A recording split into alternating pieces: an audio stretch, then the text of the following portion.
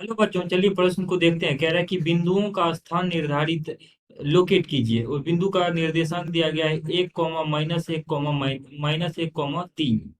तो दिए गए प्रश्न के लिए हमारे पास जो मुख्य अवधारणा है, तो इस प्रश्न के लिए मुख्य अवधारणा अगर हम देखें तो ये है कि यदि किसी बिंदु का, मान लीजिए कोई बिंदु है जिसका निर्देशांक x निर्देशांक धनात्मक, y निर्देशांक ऋणात्मक तथा z निर्देशांक धनात्मक हो, तब वह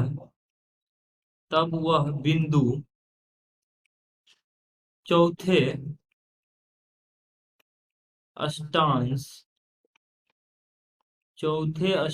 में होता है। यानी किसी बिंदु का x निर्देशांक धनात्मक तथा x निर्देशांक धनात्मक, y निर्देशांक ऋणात्मक तथा z निर्देशांक धनात्मक हो, तब वह बिंदु चौथे निर्देशांक में आता है। अब देखिए, इसको अगर हम x y और z अक्ष यहाँ से खींचते हैं और इसको निर्धारित करना चाहते हैं, तो ये एक्स वाई और जेड अक्ष जो है, या तो एक्स वाई तल के ऊपर है या नीचे है, जिसको हम दिखा नहीं सकते हैं, तो इसको हम इस तरफ रख लेते हैं। अब ये आ जाएगा आपके पास 0, 0, 0, जो कि मुख्य अक्ष है। अब देखिए यहाँ पर जो दिया गया बिंदु है 1, -1, 3 है, यानी x अक्ष धनात्मक है, x यहाँ ले लेते हैं।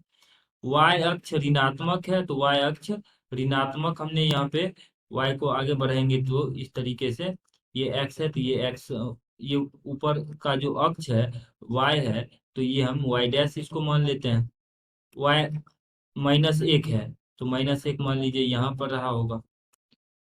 और जेड अक्ष जो है वो धनात्मक है, तो जेड अक्ष अगर धनात्मक है तो दिया गया बिंदु जो है वो कुछ यहाँ पे रहा होगा, क्योंकि जेड अक्ष इधर की तरफ धनात्मक है और जिसका मान जो है 3 है।